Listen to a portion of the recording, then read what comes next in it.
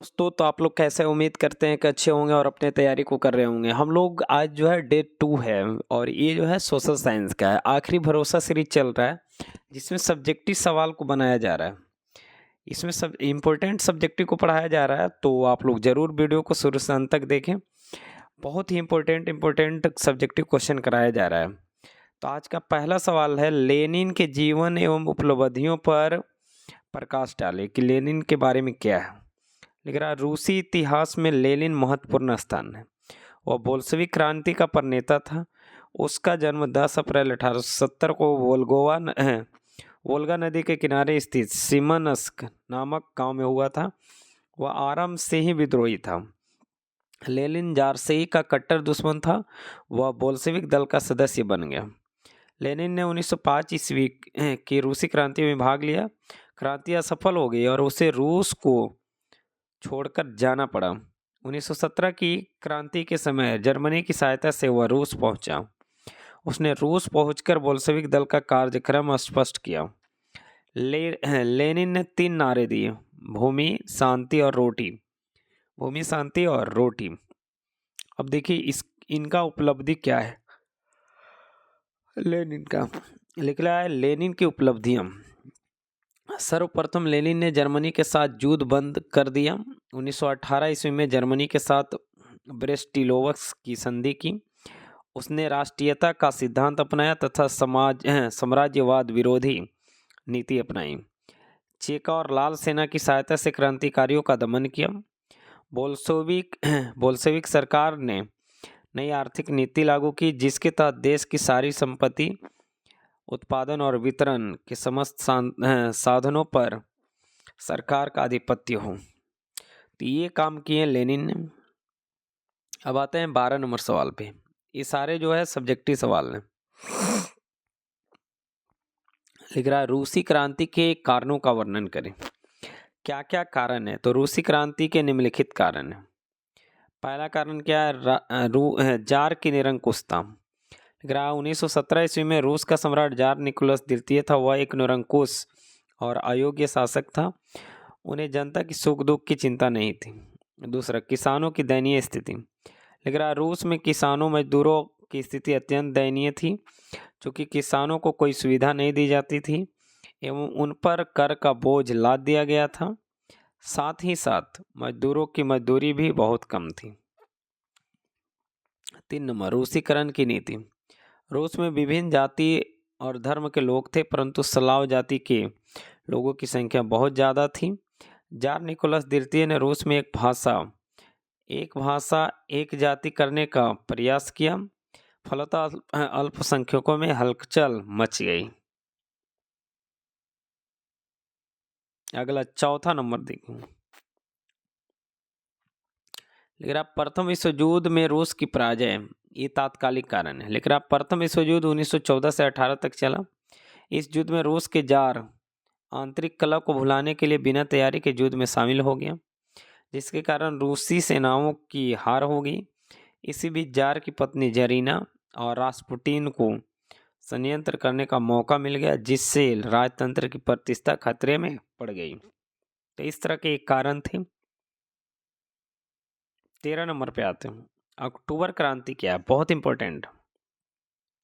लिख रहा, 7 नवंबर 1917 ईस्वी में को बोल्शेविकों ने करेंस्की सरकार का तख्ता पलट दिया और रूस पर अधिकार जमा लिया। यह नवंबर में हुई थी, किंतु रूसी कैलेंडर के अनुसार यह अक्टूबर में था, जिस कारण से इसे अक्टूबर क्रांति कहते हैं। तो समझ में आया? हुआ ये ऑलरेडी नवंबर में, लेकिन रूसी कैलेंडर के अनुसार अक्टूबर में माना जाता है, इसलिए इसे अक्टूबर क्रांति कहते हैं। 14, हिंद चीन उपनिवेश स्थापना का उद्देश्य क्या था? अगर फ्रांस द्वारा हिंद चीन में उपनिवेश की स्थापना के निम्नलिखित उद्देश्य थे। पहला, व्यापारिक सुरक्षा। फ्रांस को अंग्रेज एवं डच व्यापारिक कंपनियों से प्रतिस्पर्धा थी। भारत और चीन में वे अंग्रेज से पिछड़ते जा रहे थे। अंग्रेजी प्रभाव नहीं होने से हिंद चीन फ्रांसीसियों के लिए व्यापारिक एवं आर्थिक दृष्टिकोण से अधिक सुरक्षित था। दूसरा, आर्थिक कारण। लिख रहा है वियतनाम कृषि प्रधान देश था, जहाँ चावल और रबर का बहुत अधिक उत्पादन होता था। यहाँ विभिन्न प्रकार के खनिज पदार्थ जैसे कोयला, टीन, जस्ता, क्रोमियम इत्यादि उपलब्ध थे। इन संसाधनों का उपयोग कर फ्रांसीसी अपने उद्योग का विकास कर सकते थे। इससे फ्रांस को बड़ा विदेशी बाजार मिल सकता था।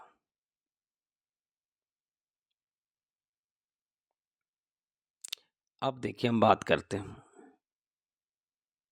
लिख रहा सभ्य बनाने की नीति अन्य यूरोपीय राष्ट्रों की तरह फ्रांसीसी भी पिछड़े एवं असभ्यों को सभ्य बनाना चाहते थे।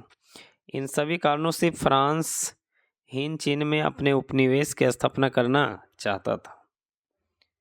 नेक्स्ट हम बात करने जा रहे हैं 15 नंबर, लिख रहा नापाम या रासायनिक हथियार एवं एजेंट ऑरेंज का वर्णन करें। लिख रहा रासायनिक हथियार एक तरह का ऑर्गेनिक कंपाउंड होता है जो अग्रिम बमों गैसोलीन के साथ मिलकर एक मिश्रण तैयार करता था जो त्वचा से चिपक जाता था और घंटों जलता रहता था। इसका व्यापक पैमाने पर वियतनाम में प्रयोग किया गया था। एजेंट ऑरेंज यह एक ऐसा जहर था जिससे पेड़ों की पत्तियां तुरंत झुलस जाती थी एवं पेड़ पौधे मर जाता था। जंगलों को खत्म करने के लिए इसका प्रयोग किया जाता था। इसका नाम एजेंट ऑरेंज इसलिए पड़ा क्योंकि इसे ऑरेंज पट्टियों एवं ड्रमों में रखा जाता था। अमेरिका इसका इस्तेमाल जंगलों के साथ साथ खेतों और आबादी दोनों पर जमकर किया। इस जहर का असर आज भी जन्मजात विकलांगता के रूप में देखने को मिलता है। नेक्स्ट सवाल हम बात करने जा रहे हैं 16 नंबर, बहुत इंपॉर्टेंट है। वियतनाम में राष्ट्रवाद के उदय का कारण बताइए अथवा हिंद चीन में राष्ट्रवाद के विकास का वर्णन करें। हिंद चीन में फ्रांसीसियों के उपनिवेश की स्थापना के कई कारण थे। पहला आर्थिक कारण, वियतनाम एक कृषि प्रधान देश था। यहाँ चावल, रबर का उत्पादन होता था। यहाँ विभिन्न प्रकार के खनिज पदार्थ जैसे कोयला, टीन, जस्ता, टंगस्टन, क्रोमियम थे। इनका उपयोग फ्रांसीसी अपने उद्योगों के विकास में करना चाहते थे। हिंद चीन में फ्रांस को बड़ा व्यापार मिल सकता था। दूसरा, व्यापारिक सुरक्षा, फ्रांस को डच एवं ब्रिटिश व्यापारिक कंपनियों की प्रतिस्पर्धा का सामना करना पड़ता था। चीन में उनके व्यापारिक प्रतिस्पर्धी अंग्रेज थे। भारत में फ्रांसीसी कमजोर हो गए थे। अतः आर्थिक तथा व्यापारिक दृष्टिकोण से फ्रांसीसियों के लिए हिंद चीन सुरक्षित थे क्योंकि वहां से भारत और चीन दोनों जगहों को संभाल सकते थे। औद्योगिकरण के लिए कच्चे माल की आपूर्ति उपनिवेशों से होती थी। आगे लिख रहा है यूरोपीय सभ्यता का विकास करना। फ्रांसीसियों का एक उद्देश्य हिंद चीन वासियों को यूरोपीय सभ्यता से अवगत कराकर उन्हें सभ्य बनाना था। इसके अतिरिक्त कैथोलिक धर्म का प्रचार भी उपनिवेश स्थापना के उद्देश्य था। 17 नंबर, हिंद चीन में फ्रांसीसी प्रसाद का वर्णन करें।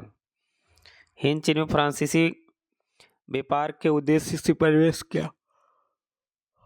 वे लोग 17वीं शताब्दी में हिंद चीन पहुंच गए। 1747 ईस्वी के बाद फ्रांस अन्नाम में रुचि लेने लगा।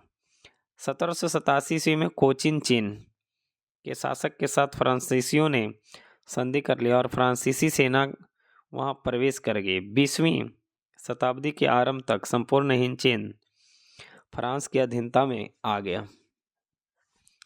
18 नंबर पे चल रहे हैं हम लोग। रॉलेट एक्ट क्या था?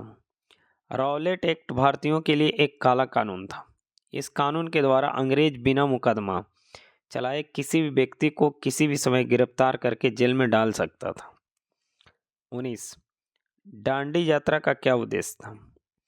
डांडी यात्रा का मुख्य उद्देश्य नमक कानून को भंग करना था। महात्मा गांधी ने साबरमती आश्रम से 12 मार्च 1930 ईस्वी को अपने 78 अनुयायियों के साथ डांडी समुद्र तट पर पहुंचकर समुद्र के पानी से नमक बनाकर 6 अप्रैल को नमक कानून का उल्लंघन किया, जिससे नमक सस्ता हो गया।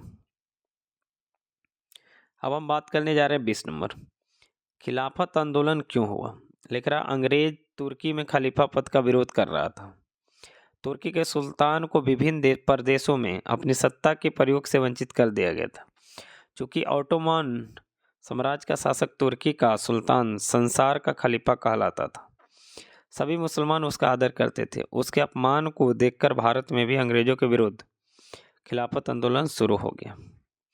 तो इस तरह से अभी हमने 10 इम्पोर्टेंट सब्जेक्टिव कराया। हो सके तो इसे 2-3 बार देख लीजिए, आपका एक भी सब्जेक्टिव गलत नहीं होगा और ये सारे काफ़ी इंपॉर्टेंट सब्जेक्टिव थे। मिलते हैं नेक्स्ट वीडियो में, तब तक के लिए जय हिंद, जय भारत।